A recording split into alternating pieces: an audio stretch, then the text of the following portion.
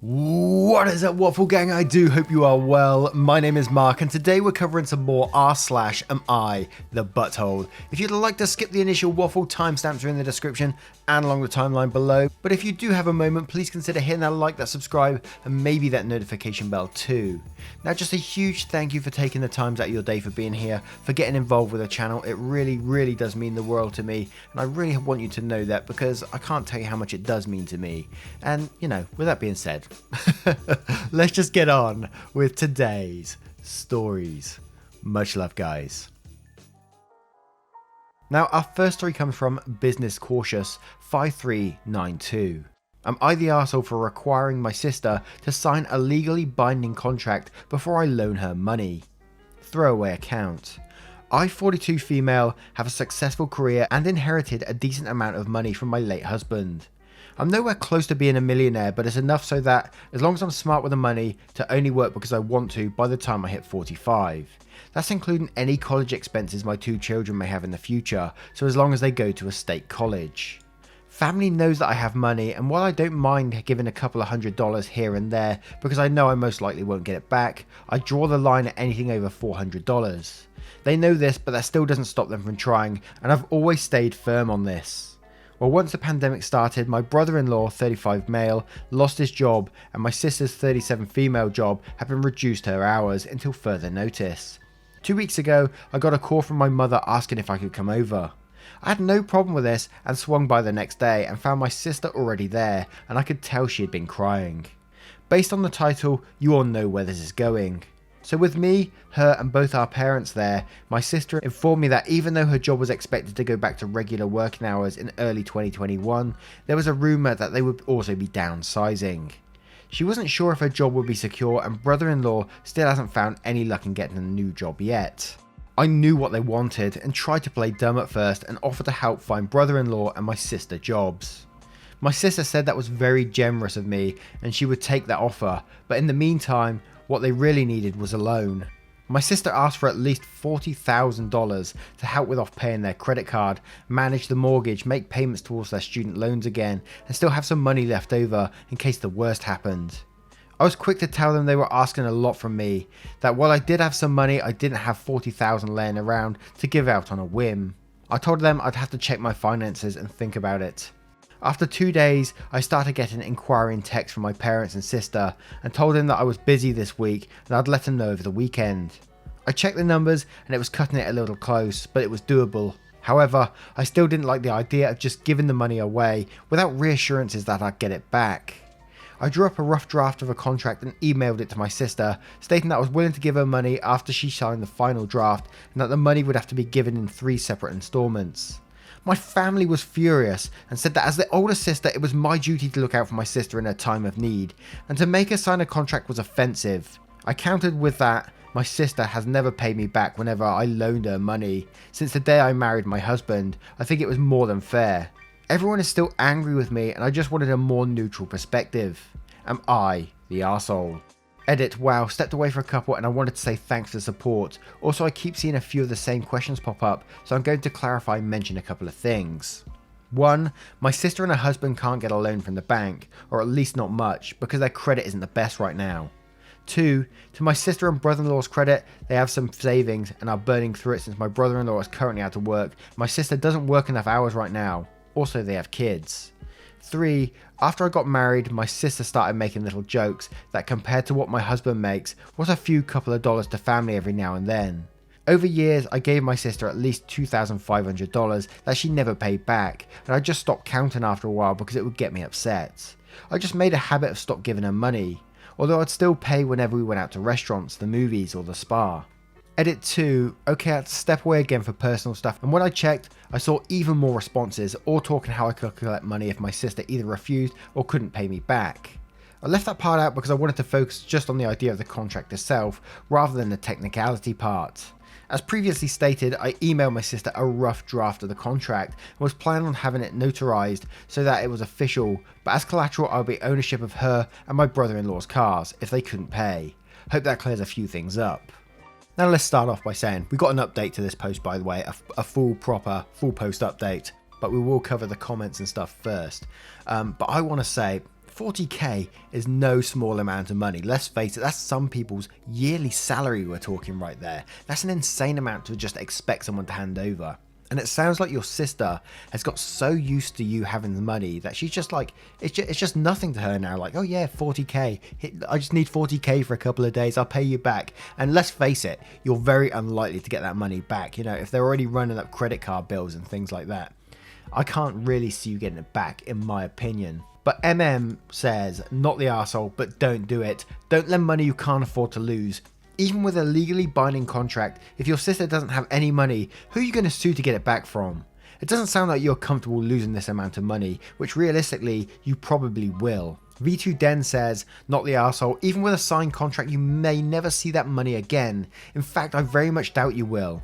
Why, you ask? They want to use part of that money to pay off credit card, which tells me they were already living beyond their means. And the fact that they need 40k loan to handle stuff like mortgage tells me they have no emergency fund in place. Two likely outcome if you loan her the money, even if she signs the contract. 1, she doesn't repay and you have to take her to court. She doesn't repay and she files for bankruptcy. Either way, you'll never see that money again. You really need to think about a few hundred here and there. If that happens often, that adds up too. Jay Hercules says, not the arsehole, especially since your sister has never paid you back ever. 40k is some people's salary for the whole year. I'd make her sign a contract too. If your parents are so mad, they can lend her the money. You have your own family to worry about. And now we're going to head over to the update post and hopefully, they've done the right thing. So, updates. Thanks to all the wonderful and helpful comments. I won't lie, familial pressure guilt was getting to me a little because I realised how fortunate I am. I also wanted to apologise for downplaying my social economic status. I just have been living beneath my means for so long, I sometimes forget how fortunate I truly am. I just wanted to show my children the importance of being financially responsible and rarely ever splurged. In the end, I contacted my sister and brother-in-law for a sit down. Public so they can't cause too much of a scene, but private enough so we could vaguely discuss sensitive information, plus there was the social distancing. I simply did a basic laydown of the situation. I told them that I needed them to hear everything I had to say first, and if they interrupted me, I'd walk away and not lend them a cent. First, I told them that it is good to help family when you can, but couldn't give them 40,000. I'm able to offer them 3,200 a month for at least 6 months. I told them that I simply cannot afford any more without it affecting my kids, and that I'm a mother before I am a sister or a daughter. I also told them that I can't afford to bail them out every time they're in trouble, that since the future is so uncertain I may not always have the means to care for others. My money is going to have strings attached, and if they didn't like it, they could go somewhere else. I made it clear that I wasn't doing this to be mean or controlling, but I want my sister to help herself. The rules were: A, the money will be deposited in a new joint bank account with one authorised signer. B, my sister and brother-in-law are going to meet financial advisor, which I would pay for. C, since neither of them are working, it doesn't make any sense to have 2 cars, so I expect them to sell one of them. Then our parents could let my sister or brother-in-law use one of their cars when they need it.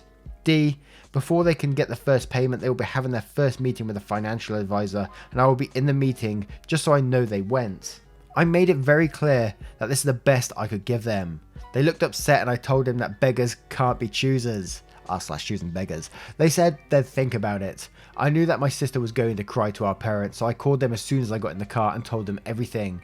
I said I'm not changing my mind, and that if they feel the sister needs more than what I'm offering, they're more than happy to downsize and sell their own home, or take money out from their own retirement and SSI, since family helps family. If there's an update, I'll put here as an edit. Edit for info. I keep seeing this, just so we're clear. The 3,200 a month is going to be a gift, and I told them that. I don't expect to ever see the money again, but I'm never going to give my sister and brother-in-law another cent after this, and I'm prepared to go low contact or no contact with her over this. I know my parents will never go low contact or no contact with me because I'm their first choice when it comes to taking care of them when they get too old to take care of themselves. Edit for info too. Forgot to mention that I don't really want sister and brother-in-law to sell one of their cars. It's just my way of putting pressure on brother-in-law to get a job. Any job. He has a master's and was making I think around 75,000 at minimum, and now he wants a job in the same field making the same amount or more. If we weren't in a pandemic and he didn't have so much debt, I'd understand him wanting to hold out for something better, but right now you gotta do what you gotta do. Wow, how generous is OP in this situation to give them $3,200 a month for 6 months? That's absolutely crazy in my opinion, and you're such a lovely person. And it did concern me as well that, you know, your parents won't go no contact with you because they rely on you to look after them in their later days. And it's sort of a worry for me. Although, yes, you do look after parents. You know, I look after my dad as much as possible. I wouldn't be able to financially support him if it need be for like caring things when, you know, as you get older, lots of health things come up and you need to pay a lot of bills. So I'd make sure that their finances are in place as well, you know. But that's just my worry.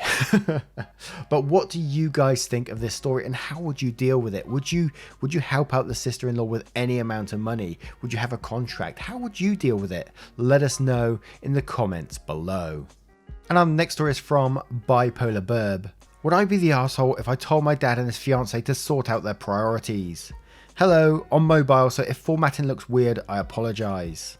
Me, female 27, and my husband, male 29, were talking about this the other day.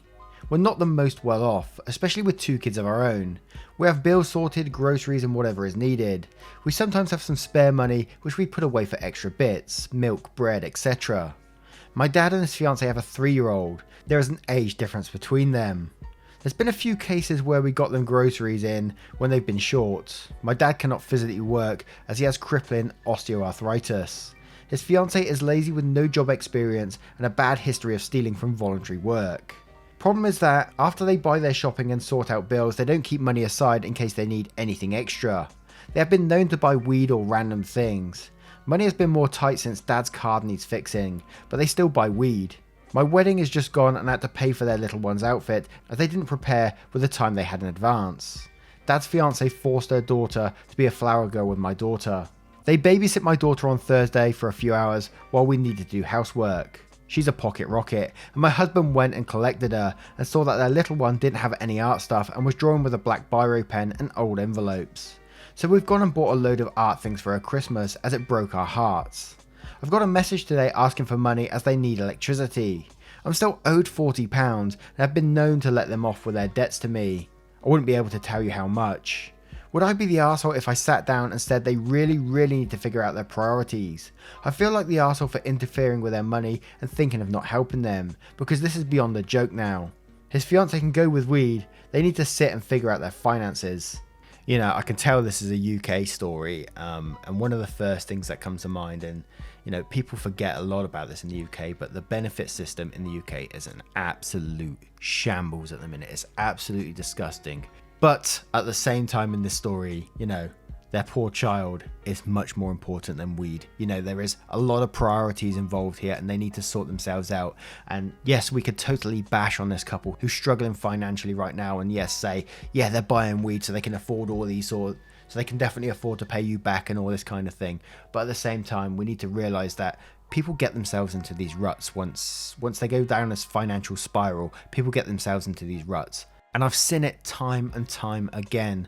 When I was growing up, we lived in a council estate area. It was a poor area basically, city centre Oxford. And although my family was okay, not rich or by any means, don't get me wrong, but I was well provided for and you know, raised very well. But people around me were all on the breadline, like constantly, like no electricity, having to share electricity and things like that. It was a really tough time. They were sharing like gas fires but just because of the benefit system. And some people were literally given benefits to cover those bills and bare minimum sort of like on food, groceries kind of thing. And it was a real struggle. And as I said before, I'm not going to bash on these people completely. And I'm not saying this is the case for them. But like when I was growing up as well, a lot of these people, and I'm not saying they're not intelligent people, but they didn't have the education to balance their finances, to work with money and stuff like that. It was sort of in one day, out the next, and that was it. So yes, I do sympathise with these people, although I don't sympathise with them spending it on weed, you know. I think the child should always come first, but I'm just trying to explain a bit of my thoughts there. And I know you're going to hate on me for that one. And again, we do have an update to this post as well, but Mr. Jeff Atkins says, not the arsehole, although I fully sympathise with them. Benefits in the UK in the moment are awful. Yeah, there we go. I do feel that you shouldn't have to bail them out if they don't prioritise. I used to have to constantly bail out my ex, who wouldn't/couldn't work and spent too much money on weed, so I get where you're coming from as well. Unfortunately, getting someone to change their ways is going to be very difficult. And Jackie CV says, not the arsehole, their child is more important than weed. Next comment says, you're the arsehole for being their private bank account for so long. Just make it clear you're not in a position to give them any more money. It's not lending if they never pay it back. And AnyPlay2960 says, if they need money, then they should save, and the fiance should at least try to get a job, even part-time. Not the arsehole, you're not obligated to help them, but I would this once say, I won't help them anymore until they learn to save money. Do they know how to save money? It might be worth becoming there or hiring them a bank dude. I don't know the name, but they help cut down costs and save money.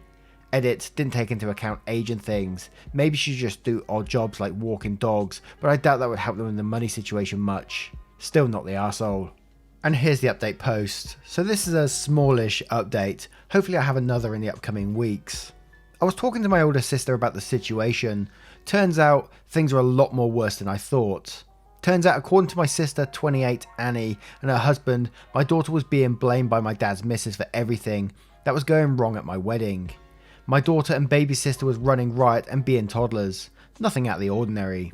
My daughter Sarah was getting shouted at while baby sister Abby was being worse but not being told off. So there's that. I don't think my daughter would be going to my dad's. Also, Annie told me older brother 30 Mike, who is disabled and my dad is meant to be his carer, pretty much barely gets fed. Gets his dinner as no one will make him anything. He can't look after himself due to his disabilities. If he helps himself to stuff he gets shouted at, you're eating little Abby's food. But Mike pays to live there. They take the vast majority of his money, yet there's next to nothing in food wise most of the time, and they always seem to find money for weed. Today my dad's missus was bragging to me that she's gonna let her female cat get pregnant to sell their litter. I was disgusted. So I reported it. I was talking to my therapy assessor and they're putting in a social services report anonymously for me. I'm scared because he will know one of us did it, but if it gets them the help they need, I'll live. Oh yeah, I'm going to be getting therapy for depression, anxiety and CPTSD. I'm looking after myself now. And wow, I wasn't expecting this to be so popular. Well, I actually had a call yesterday. It's been officially referred to in adult and child care. It has been done anonymously, so there's that. I've sent a link about Lucy's law to Dad's fiance. The adult care have been told about her intentions too, so they'll be stopping that. The cat will be safe. My brother and baby sister will be getting the help that they need. Dad and his fiance will be getting help with getting off weed, financial advice and things. I've told not a single soul about what I've done. If anything happens, I will tell them I mentioned my fears to my therapist, as it does cause me some anxiety. I had no idea she'd report it, as anything I say is confidential, but I understand why she did though. I'm glad I spoke up though.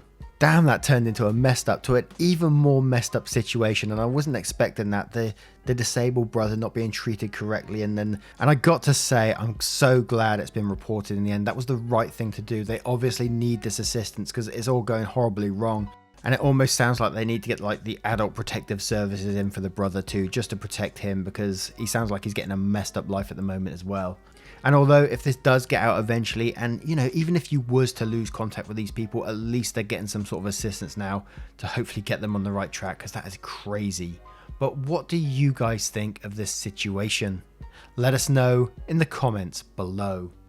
And now the next story is from a throwaway account. Am I the arsehole for kicking my wife and her daughter out of my house? Me, 32 male, and my wife, Andy, 34 female, have been together for about 3 years now. We were married for one of those years. We get along really well. Only problem is her daughter, Carrie, 16 female. She's a daughter from my wife's previous marriage. Her father, my wife's ex-husband, died in a car accident about 5 years ago. When me and Andy started dating, we took things really slow. She didn't introduce me to Carrie until she knew things were serious between us. When I met Carrie, she was acting really distant, and overall, she was mean to me. But I understood that, of course. I tried to bond with her and spend some time together, but I never forced her to do anything she didn't want to do. I told her to address with me my first name and had no intention to replace her father. I just wanted us to get along. Things got better, but sometimes she was rude to me and had some inappropriate comments. I never said anything to her because my wife told me to just give her some time. Things really escalated after our marriage. I offered my wife and her daughter to live in my house. Andy immediately agreed. Her daughter, not so much. But since she was 15 at the time, my wife gave her no choice. That's when the problem started. Carrie would intentionally make a mess in the kitchen, like destroying glasses and plates, and leave sharp glass on the ground. She would throw things out the window and insult our neighbours, etc. This would happen like twice a week. I admit I have a bit of a temper, so sometimes I yelled at her and made her clean her mess, but I never laid my hands on her and never physically punished her. My wife repeatedly told her to stop behaving like that, but it didn't help. This went on for about a year. Last week she outdone herself. Me and Andy were coming home from dinner and the garage door was open. We found Carrie there and she was destroying my car. I have a BMW X5, so a pretty expensive one. She slashed 2 tyres with a knife and scratched the surface with her keys. I completely snapped. I told her, evil little bitch, and get the fuck out my house. My wife sided with her and said that Carrie is just acting out and I shouldn't call her that. I was furious and told my wife that if she's okay with Carrie destroying my stuff, she can get the fuck out as well. We argued about 15 minutes. During the argument I said that I want Carrie to pay for my car, and if she don't, I will sue her. I have a camera in my garage and have everything recorded. Andy told me I can't do that and I'm heartless. In response to that, I told them to both pack their bags and get out. It was almost 12 PM. They packed and left. When I think about it now, I know I could have handled the situation better and more calmly, but I think this kinda had to happen. We will be having a divorce and I'll be seeing a lawyer to sue Carrie for destroying my car. I was just so fed up with her constantly destroying my stuff and overall being toxic. I talked about this with my parents and my mum kind of thinks I'm the arsehole. So Reddit, am I the arsehole? Now this is a tough one, only because I think, and I'm going to be very Reddit and say it, I'm going to say it, that she probably needed some sort of therapy before. You know, losing her dad at that young age must have been incredibly tough, and she's probably suffering from that, and she probably does think that you're trying to replace her father regardless of how much space you gave her, so she's still suffering with these feelings. But at the same time, you know, she destroyed your car, she's been acting out. So I will say not the arsehole in this situation, because, you know, you did try to give her space. I think you did try your best in your own way, but I do think that she needed some sort of therapy. And now we do have an update to this post as well, which we're going to cover straight away on this one. So, update. Hey guys, a lot of you asked me how I was doing and for an update. It's been a couple of weeks since the incident now. I met with my wife and we discussed everything. She wanted to continue with our marriage and give it a second chance, but I told her I want a divorce. It was very hard for me, but in the end, I think it was the right thing to do. I still love my wife and I don't want to be caught in the middle of all that again. Last year was the most stressful and hardest period of my life, and I felt like I had to put my mental health and well-being first. This wasn't easy for Andy either, but I think she understood. We agreed this would also be better for Carrie. I strongly advised to go and get her daughter professional help, and Carrie has started therapy last week. We went to a lawyer's office and signed the divorce papers. It was really quick and smooth. We had a prenup, didn't share money, and our marriage lasted only a year. There are still some small things that need to be dealt with, but it's pretty much over. I also met with my lawyer with a rough estimate on the car damage, and it's a lot. 2 slashed tyres, deep scratches all over the car, and a bit cracked windows. It's about €6,000. Average salary in our country is about $1,000 a month, so this is a lot of money. We talked to my insurance company, and my insurance doesn't cover vandalism or any kind of this damage. My lawyer strongly advised me to go to the police and press charges against Carrie. I wasn't sure about this, but he said if anything goes wrong, this will help my case, so I did that. A couple of days later I met with Andy to talk about the situation. We both brought our lawyers to help us with all the legal stuff. I told my insurance won't cover anything and I wanted to pay for all the damage. She said she doesn't have that much money. They moved in with her parents and she is looking for a new place, so she needs all the money she can get right now. I offered to pay for the damage now and she'll be paying me back when she has the money. She agreed. Because I reported Carrie to the police, she will have a criminal record, which sucks because it will likely cause her problems in the future, but she kind of brought it on herself. And in a couple of weeks she'll be facing something like a civil rights court. My lawyer said she'll most likely end up a court-ordered psychiatrist and some hours of community work. It's been a really rough couple of weeks, but my amazing friends helped me a lot get through this all, and I'm glad it's over. Also, thank you guys for your judgment and kind messages.